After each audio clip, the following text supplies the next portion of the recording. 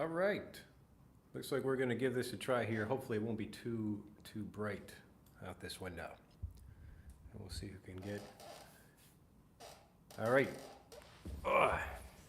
Well, I wanted to do something different, and I know a lot of people enjoy the podcast that I used to make. Maybe it was, I don't know, almost 10 years ago, I think, that I started making those. And I like to get, into different things and try different things with the channel. But I know many people do continue to enjoy those podcasts, and so I wanted to just try something different, come back to the podcast after it's been a long time. And I also wanted to make something. I know a lot of people just enjoy having something to listen to while they're working, and I thought this would be a great opportunity to give something where, like in that previous podcast, I was only just giving audio. But this one, I thought you could watch me if you actually want to watch me, or you can not watch me and just listen to what's happening. So if you're joining me live, I do not have the chat activated because I don't want to have people worrying about typing anything in. This is just for you to sit back and relax and listen. But you can comment after the video when the video is released on YouTube. So hopefully I've got this going right. I might have to move this around a little bit, make this a little bit more interesting. But in today's episode, so this is the Power Learning Podcast Reborn, and I am Drew Badger, the founder of EnglishAnyone.com. And today I want to talk about not necessarily this book, but this is the story of the Kon-Tiki and Thor Heyerdahl. And I think it's an important story, and there's some controversy about whether or not like the implications of this are accurate. But anyway, I want to talk about the story, why it's important to me, and why you should care about this as well. So the idea of the Kon-Tiki, this was a mission by Thor Heyerdahl. You can see his name right there.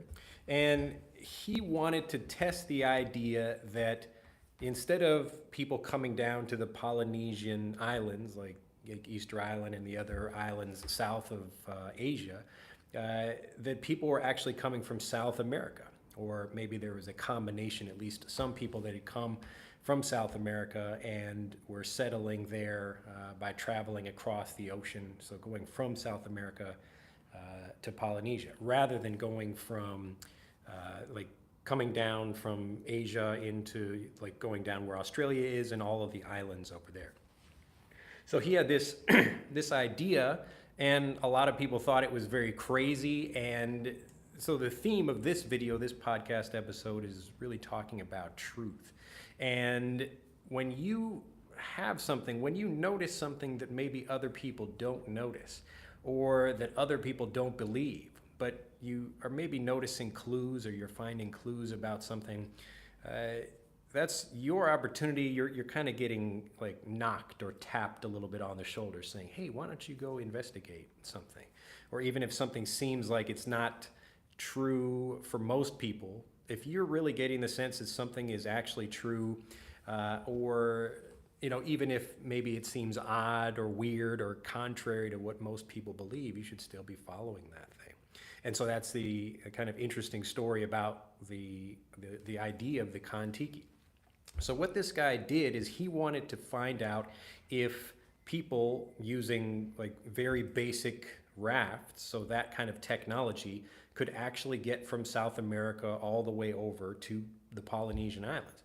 So obviously we can do that now. We can fly airplanes or take powered boats or whatever.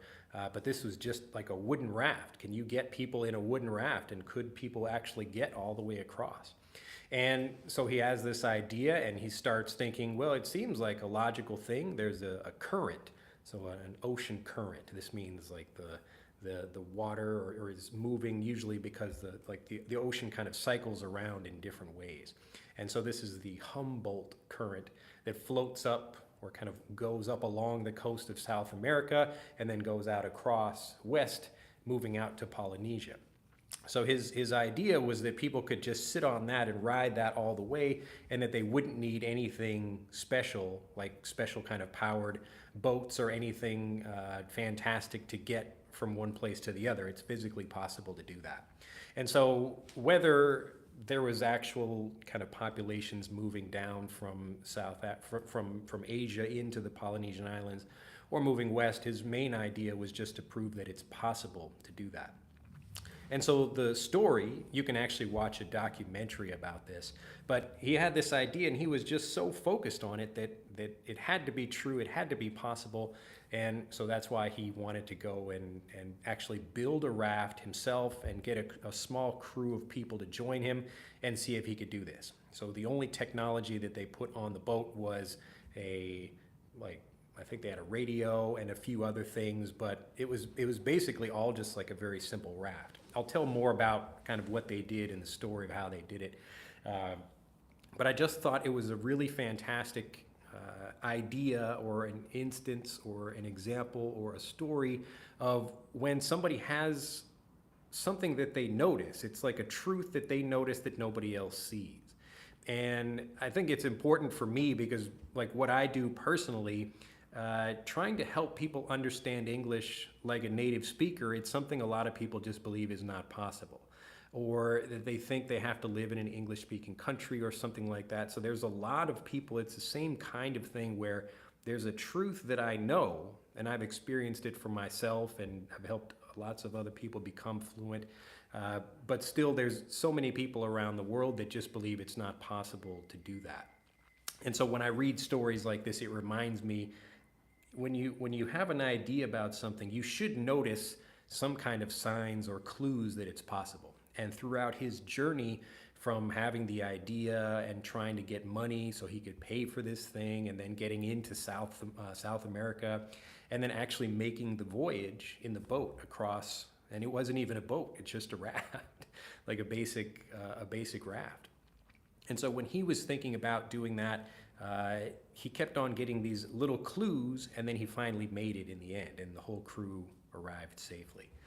So first he was thinking about, how am I going to get money for this? Because a lot of people think this is a crazy idea, and scientifically people were saying, no, it's not possible really that people were coming from South America at that time with the technology that they had. So everyone just assumed that the populations were coming down from Asia. And this video is not about like proving that one way or the other, like is it correct or is it not correct? The point is more, if you have an idea and you can see something, and it is possible, again, there is some controversy.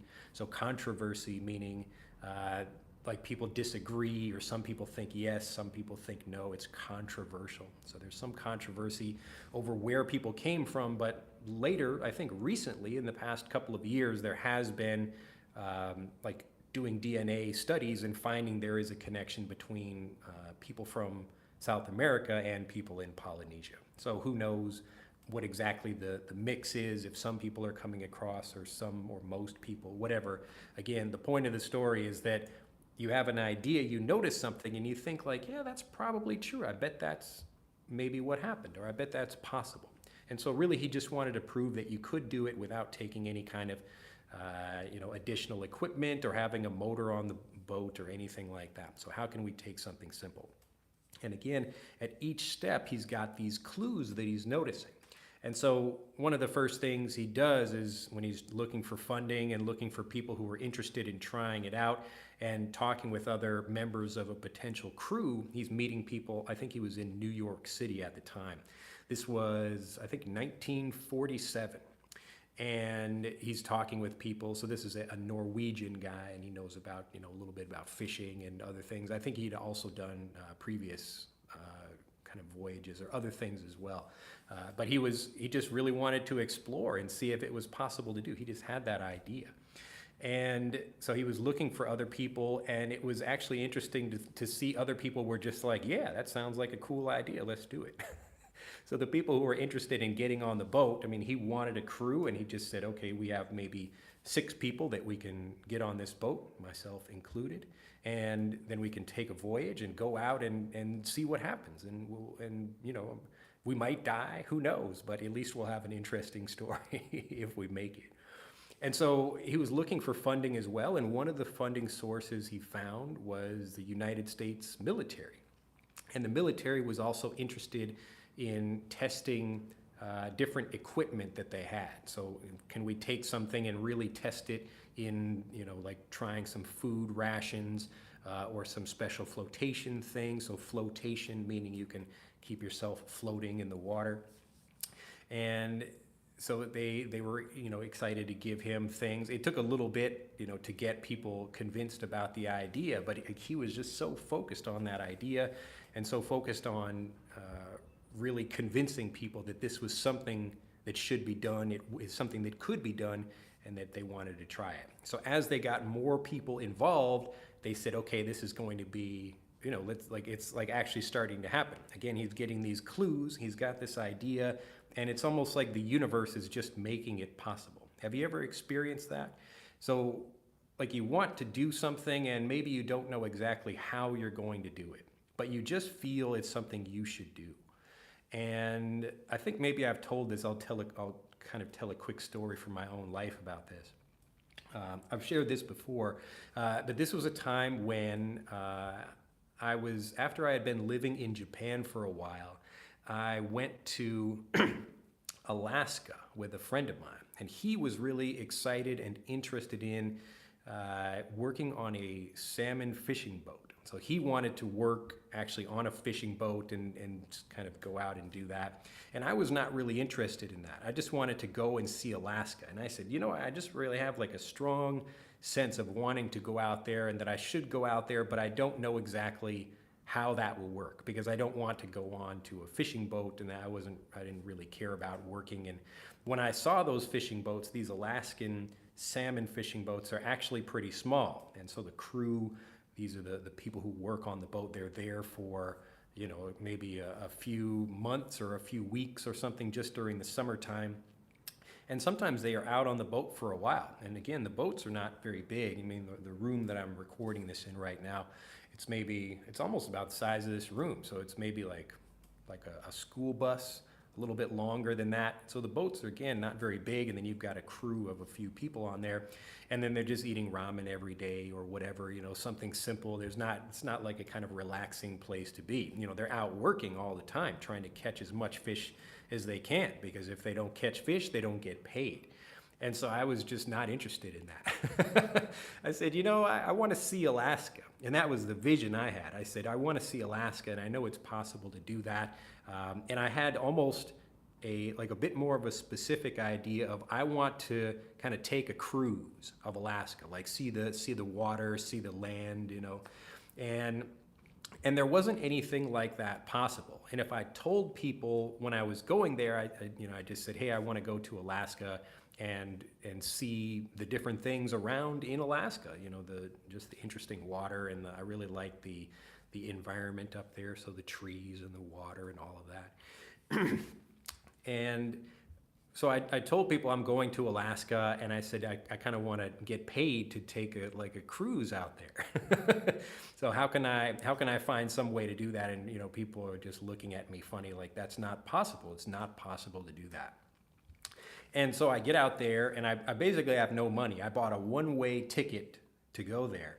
And I'm with my friend, and we're walking around the docks. So the docks, this is where the boats are. So you would go at basically the beginning of the summer season, you would talk to fishermen, and you would ask if they have any space on their boat for another crew member.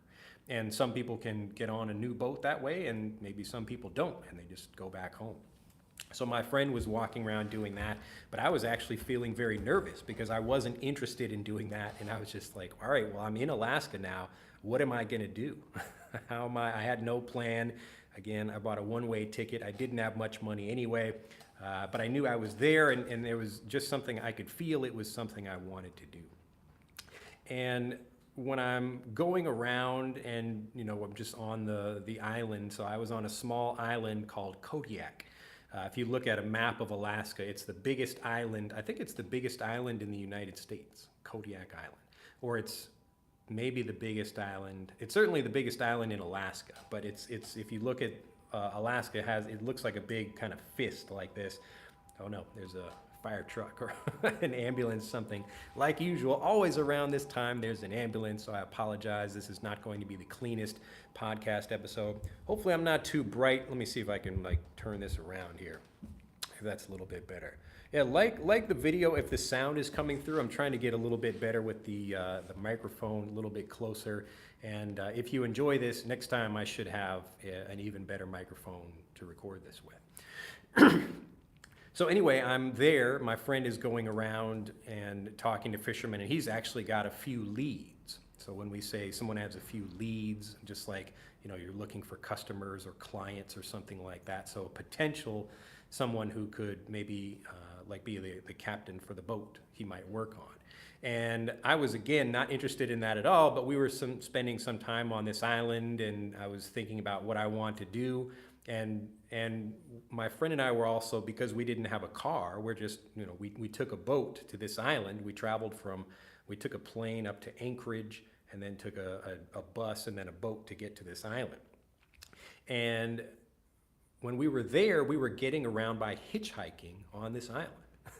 And so we would, in hitchhiking is where you stand on the side of the road and you put your thumb out like this, and you just like, yeah, I'm going this way. And people will stop and give you a ride. And it depends if you're in a kind of nicer place or maybe a friendlier place. And this is a small island with a small town on it, so people are a little bit nicer about, picking up strangers. And so we did this a couple of times. We got a few rides with different people. And one time we were coming out of a Walmart. There's actually a Walmart. I couldn't believe it. There's a Walmart on this island. And so we come out of this Walmart, and we're walking down the street, and we were hitchhiking, and a guy picked us up. And this was the guy who had a boat that we ended up working on. And I just thought it was amazing that the universe just kind of like opened up and provided that opportunity, because it was exactly what I was looking for, but I had no idea that something like this was possible. So just to end this very quick story about that, I was in, it was the kind of boat that this guy had. It was an Alaskan crabbing boat. So in the wintertime, these are the larger boats that go out and get the big crab pots. So the crab pot is just the name for these cages of crab that are, you drop them in the bottom of the ocean, collect the crabs, and pull them back up. And it's one of the most dangerous jobs in the world. And we were not doing that, though. This was in the summertime, and so this is the off season. So when something is off season, it means it's just not at the time that it's happening. So summer is off season because winter is when you do the crabbing. And when we were there during the summer, we had no idea that there was this kind of thing called tendering. And so tendering is where you can get on a boat and just help kind of bring the fish back that the actual fishermen catch.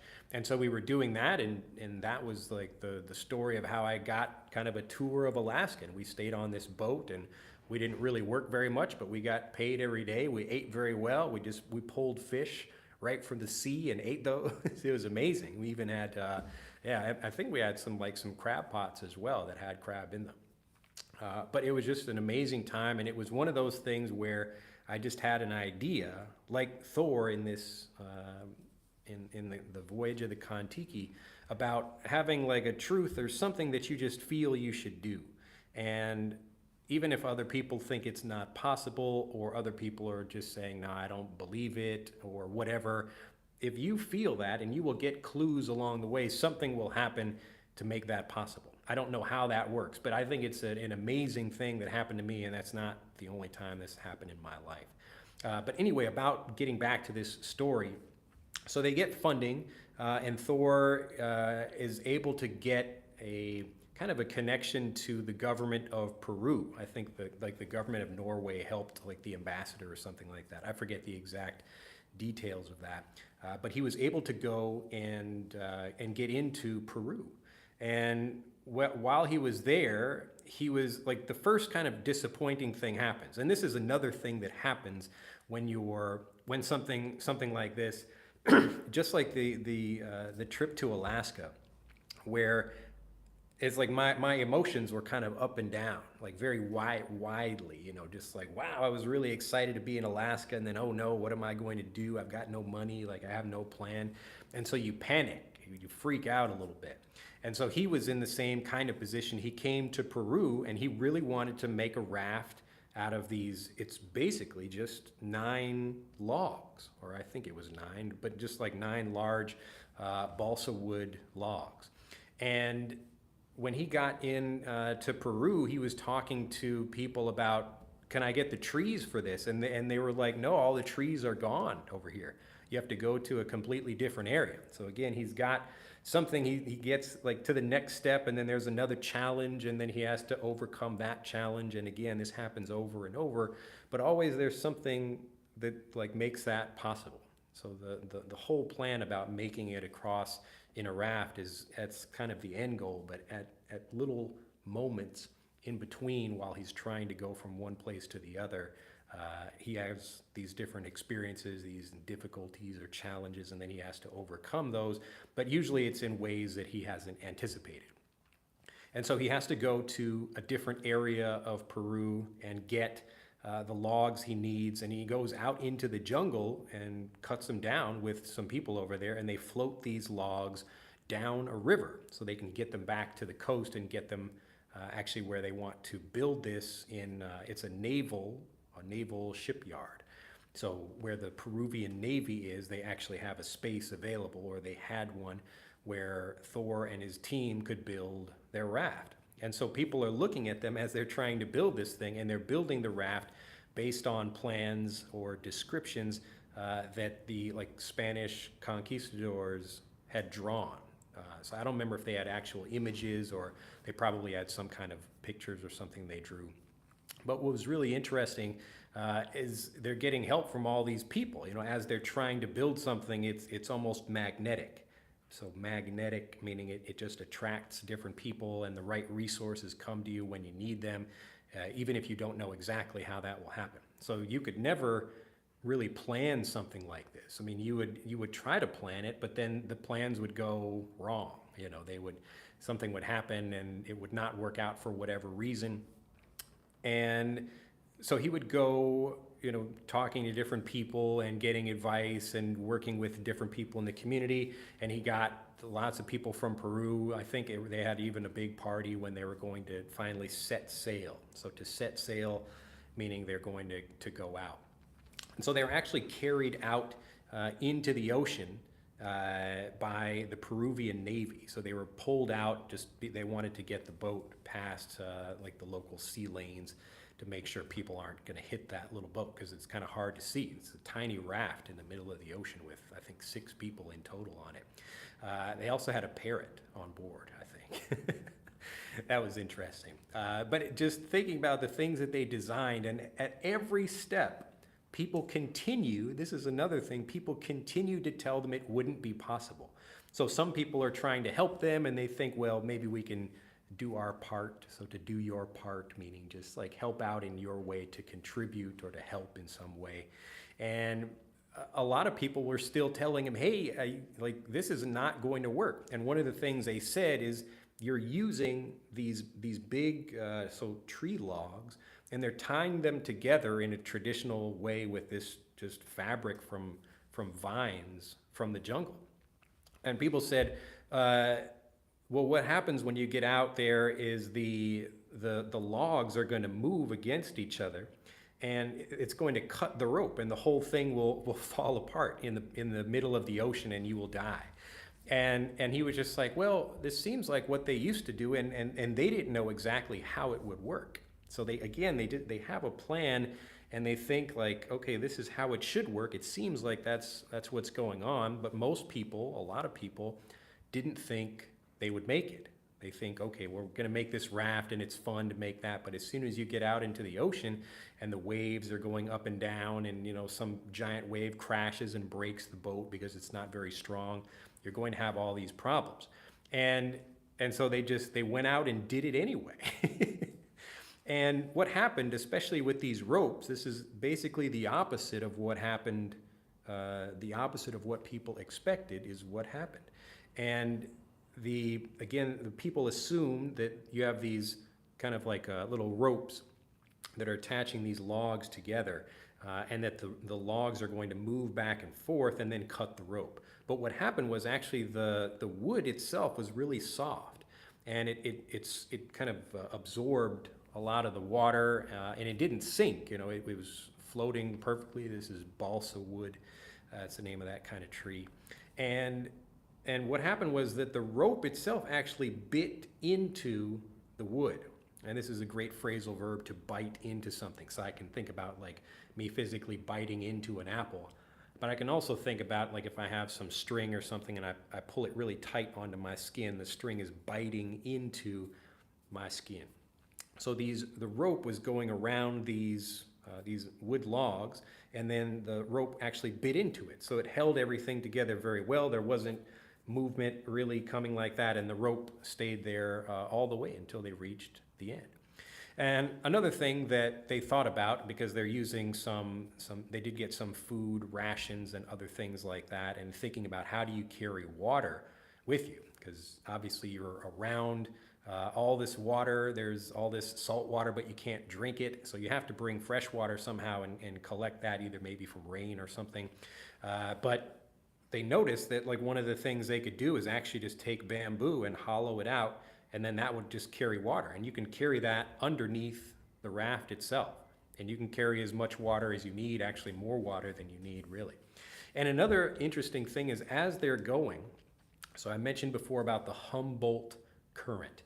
So they're on this current and it's taking them like from South America, from Peru up a little bit, and then they're going west to Polynesia. And along that same current, they've got all these animals, so fish and wildlife, whales and things like that are also kind of traveling along with them.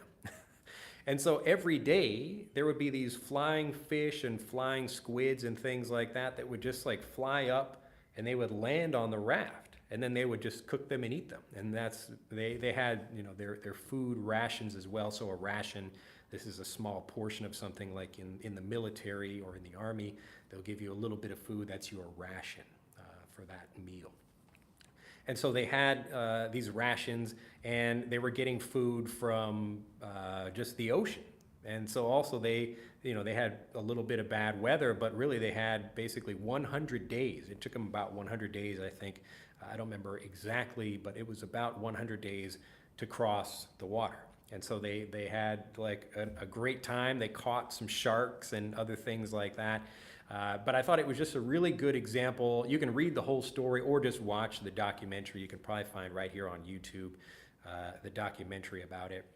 I'll hold up the book if you want to look at that more. So it's called the Kon-Tiki. So this is the story of the Kon-Tiki. That's the name of the boat. And I think actually in Norway, there's a museum. I don't know if it's specifically about this, but they have the actual boat there. I think if it's not the same boat, it's a replica, I think. So replica, meaning like a copy of it, to replicate something. So you can go there and actually see this boat, and it's not that big. And so people, again, you were on a boat and trying to get from one place to the other and do something that most people thought was impossible, and they did it. So all 6 men that went across the water, they arrived safely on the other side, and they got, I think they just hit like a coral reef or something like that. But they found people over there, and they had a nice voyage, and I think they also did some other things as well. So it doesn't really matter, again, the idea of where people really came from, if anybody really came from South America on some primitive raft technology, some basic raft technology.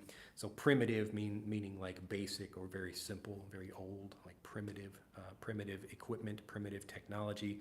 So primitive technology, you can actually go on YouTube right here. You can find, if you look up primitive technology, and you can see people building things with very simple tools, like making a little knife or something out of a piece of stone. So they have to chip that and then make little axes or stones, that kind of thing. So this was a very basic boat design, and they couldn't really steer it. So it had some sails on it, but they're really just going with the current to see if that would actually take them all the way there, and it did. But the important thing about the story, again, doesn't matter if it proves people were actually traveling from Peru, or if they came from Asia, like Southeast Asia, and going down into the islands down there. The point is that this guy had an idea. He just had he just knew And that's an important thing. And maybe you have something like that in your life, and you know, I certainly have something like that in mine. It's really why I do what I do for education. So I really feel that there's a much better way of doing things, and you can feel the truth of that. And I get lots of clues about that all the time, about like understanding English like a native, or me, you know, trying to understand Japanese or whatever people are learning languages, rather than the traditional, typical way people do it. So I'll share one more quick story. I told this to my wife the other day. She thought it was pretty funny. So I was, and I think I probably told this story maybe on one of these podcasts. I don't remember, but so I was in a Korean barbecue restaurant here in Japan, and I was waiting for a friend of mine. I was supposed to meet my friend there, and he was a little bit late. And I looked on the wall, and next to my table was a poster for the movie After Earth. And so this is a Will Smith movie with his son, Jaden Smith. But the poster was all in Korean. And so I'm looking at this poster and I said, oh, I wonder if I can find out, if I can figure some of this Korean language out. And looking at the names, I can see, oh, like the same characters are repeated twice up at the top of the movie poster. So in English, usually in like an American movie poster, you will have the names of the actors up at the top of the movie or the top of the poster. And like you will have Will Smith, and I knew his son was in the movie too, and his son was Jaden Smith. So the name Smith is probably up there. And so there was something, oh, like the character looked the same. So I'm guessing the pronunciation is similar to Japanese, where you have a su, mi, su for the word Smith, because that TH sound is not in Japanese. And I'm guessing it's not in Korean either. But that same character was also in the movie name After Earth. So that same Smith, the TH sound, was in the name Will Smith and also After Earth. But it was that same character in Korean. So I couldn't read it, but I could guess, oh, I bet that's what that is. And that's kind of like the first step for language learning, where if you can connect with something yourself, or if you can discover something yourself, you feel much more excited about something. It's not like a teacher just told you the definition or gave you the answer. You figured something out by yourself. And so if you can discover something, that's why I made the first English language discovery system. So that's Frederick, the app. But the reason I made that is because I kept having these experiences about learning things.